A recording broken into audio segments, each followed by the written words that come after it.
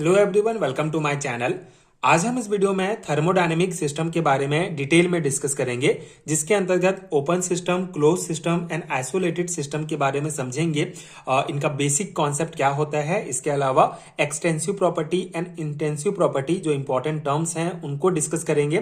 Thermodynamic unit के लिए बहुत इंपॉर्टेंट कॉन्सेप्ट है तो उसको समझेंगे। इसके अलावा zero law of thermodynamic concept भी इस पर्टिकुलर वीडियो में डिस्कस करेंगे। प्रॉपर हैंडरिटन नोट्स आपको प्रोवाइड करूंगा इन टॉपिक्स का, जो आपके एग्जाम प्रिपरेशन के लिए बहुत हेल्पफुल होगा। बहुत सिंपल से टर्म्स हैं, बहुत सिंपल से कॉन्सेप्ट हैं, बट इंपॉर्टेंट हैं आपके सेमेस्टर एग्जाम्स के लिए। सो उस अकॉर्डिंग हम इसको कॉन्सेप्ट को समझेंगे। सो स्टार्ट करते हैं। थर्मोडायनेमिक सिस्टम क्या होता है? Thermodynamic system the specific portion of the universe big और small which is selected for the thermodynamic study and is separated from rest of the universe by a real और imaginary boundary is called a system. ठीक है। System का ये basic introduction है, बहुत simple सा concept है। सिस्टम क्या है? बेसिकली यूनिवर्स का वो एक स्पेसिफिक पोर्शन, ठीक है, ये स्पेसिफिक पोर्शन, ये छोटा भी हो सकता है, बड़ा भी हो सकता है, जिसको हम थर्मोडायनेमिक स्टडी के लिए चूज करते हैं। ये जो पोर्शन, जो स्मॉल पोर्शन होता है, उसको ही कहा जाता है थर्मोडायनेमिक सिस्टम। ठीक है, मतलब पूरा यूनिवर्स में से कोई ऐसा जगह, कोई ऐसा एरिया जिसको हम चूज करते हैं थर्मोडायनेमिक की स्टडी के लिए, उसी को कहा जाता है थर्मोडायनेमिक सिस्टम। और बाकी जो हमारा होता है, बेसिकली जो यूनिवर्स होता है, उससे ये एक इमेजिनरी लाइन के द्वारा जो है इसको खींचा जाता है। ये हमारा जो सिस्टम है उसको बनाया जाता है। तो बेसिकली ये जो इमेजिनरी लाइन होता है, इसके बाहर जो एरिया होता है, इसको थर्मोडायनेमिक में हम सराउंडिंग टर्म से समझते हैं। ठीक है, तो एक स्पेसिफिक एरिया जिसको हम थर्मोडायनेमिक स्टडी के लिए चूज करते हैं उसको सिस्टम कहा जाता है, एंड इसके बाहर का जो एरिया है इसको सराउंडिंग कहा जाता है। ये दो इंपॉर्टेंट टर्म आप ध्यान रखेंगे। ठीक है, तो ये हो गया हमारा थर्मोडायनेमिक सिस्टम का बहुत सिंपल सा कॉन्सेप्ट। पूरे यूनिवर्स में एक ऐसा स्पेसिफिक पोर्शन जिसको हम थर्मोडायनेमिक स्टडी के लिए चूज करते हैं उसको थर्मोडायनेमिक सिस्टम कहा जाता है, जो कि जो बाकी यूनिवर्स से इमेजिनरी लाइन के द्वारा जो है वो सेपरेट रहता है, एंड बाहर का जो एरिया होगा उसको सराउंडिंग कहा जाता है। ठीक है, ये सिंपल हो गया। It is classified into following 3 types. ठीक है, 3 टाइप में इसको क्लासिफाइड किया गया है। पहला है हमारा open system. So a system which can exchange energy and matter with its surroundings is called an open system. For example, ether or alcohol are kept in a open vessels. ठीक है, तो open system क्या है? बहुत नाम से ही स्पष्ट है। बेसिकली ओपन सिस्टम जिसमें हम मैटर्स और एनर्जी दोनों को एक्सचेंज कर सकते हैं सराउंडिंग से। मतलब ये हमारा सिस्टम है और इसका जो ये बाहर का एरिया है ये सराउंडिंग है। तो सिस्टम के अंदर का जो एनर्जी है, जो मैटर है, उसको हम सराउंडिंग से जो है एक्सचेंज कर सकते हैं। उस सिस्टम को ओपन सिस्टम कहा जाता है।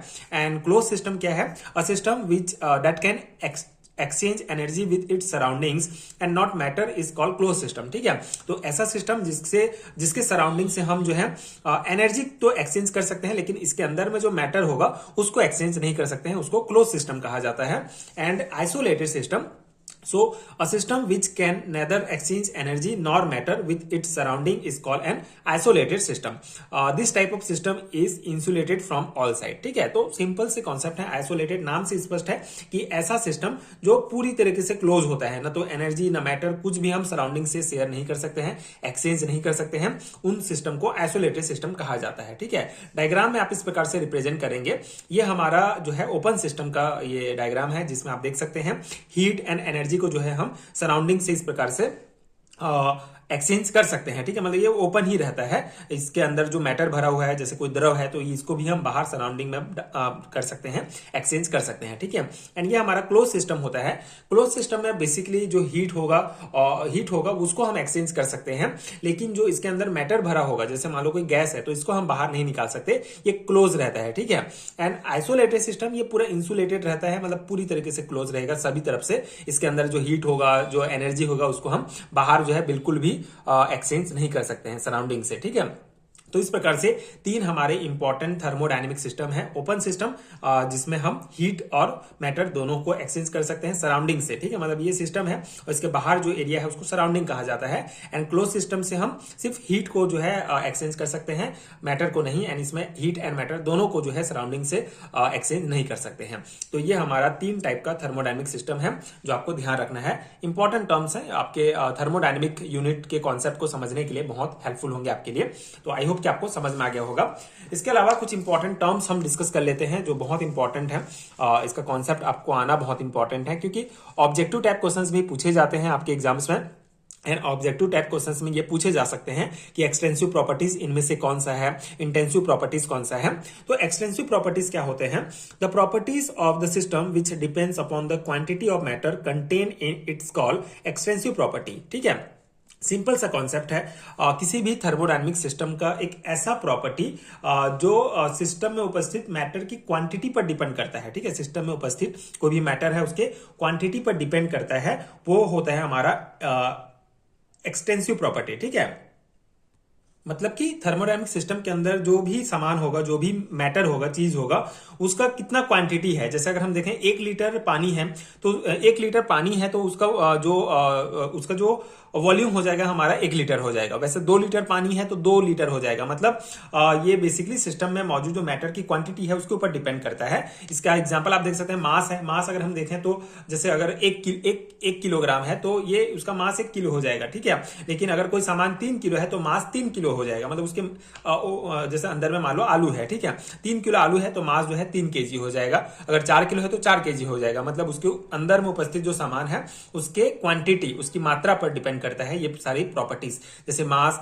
Energy, volume, heat capacity, specific heat, entropy, volume, ये सभी एक्सटेंसिव प्रॉपर्टी के अंतर्गत आते हैं। ठीक है, एंड इंटेंसिव प्रॉपर्टी क्या होता है? The properties which does not depends upon the quantity of matter present in the system is called intensive property. ठीक है, इसका भी सिंपल सा कॉन्सेप्ट है, अपोजिट है। मतलब ये जो सिस्टम के अंदर जो भी पदार्थ है, जो भी मैटर है, उसके क्वांटिटी पर बिल्कुल भी डिपेंड नहीं करता है। मतलब क्वांटिटी कितना भी हो, जैसे अगर यहाँ पे 5 किलो हो या 10 किलो हो, लेकिन उसका जो ये जो प्रॉपर्टी है वो सेम होता है। जैसे यहाँ इसके अंतर्गत आप क्या आएंगे? Pressure, temperature, density, viscosity, surface tension, refractive index, molar volume, ये सभी। जैसे एग्जाम्पल में अगर हम समझें तो अगर मान लो ये हमारा कोई सिस्टम है, इसके अंदर 1 कप चाय है। ठीक है, तो 1 कप चाय का टेम्परेचर मान लो 60 डिग्री सेल्सियस है। वैसे यहाँ पे अगर 3 कप चाय होगा तो उसका भी जो है टेम्परेचर 60 डिग्री सेल्सियस होगा। मतलब इसकी जैसे अगर मान लो 10 कप चाय हो गया तो उसका टेम्परेचर ज्यादा कम नहीं होगा, बल्कि उसकी मात्रा पर कोई फर्क नहीं पड़ेगा। ठीक है, उसका जो टेम्परेचर या प्रेशर होगा वो सेम होगा। तो इस प्रकार से जितने भी हमारे एग्जाम्पल्स हैं ये सभी इंटेंसिव प्रॉपर्टीज के एग्जाम्पल हैं। मतलब कि वो सिस्टम के अंदर उपस्थित मैटर की क्वांटिटी पर डिपेंड नहीं करते हैं। और ये हमारे एक्सटेंसिव प्रॉपर्टी जो सिस्टम के अंदर उपस्थित जो मैटर है उसके क्वांटिटी पर डिपेंड करता है। ठीक है, तो ये दो हमारे इंपॉर्टेंट टर्म्स हो गए, एक्सटेंसिव एंड इंटेंसिव प्रॉपर्टी। इसके अलावा हम यहीं पे डिस्कस कर लेते हैं जीरो लॉ ऑफ थर्मोडायनेमिक क्या होता है। ये भी बहुत इंपॉर्टेंट कॉन्सेप्ट है, इंपॉर्टेंट है, बट बेसिक है एक्चुअली। हम यहाँ पे सेमेस्टर एग्जाम के पर्सपेक्टिव से पढ़ रहे हैं, आपके सिलेबस में दिया गया है, but zero law of thermodynamic आपका बेसिक क्लियर होना चाहिए, थ्योरी पॉइंट ही है। तो कॉन्सेप्ट क्या है? This law gives the logical base of the concept of temperature of any system. The origin of this law was occur after the first law, but it has kept primarily importance for the thermal state of the system, so it is known as zero law of thermodynamic. ठीक है, तो इतना concept समझते हैं पहले। Basically zero law of thermodynamic क्या है? ये टेम्परेचर के कॉन्सेप्ट का बेस देता है। ठीक है, जो हमारा तापमान है, जो टेम्परेचर है, उसका कॉन्सेप्ट का जो बेस है वो जीरो लॉ ऑफ थर्मोडायनेमिक हमको देता है।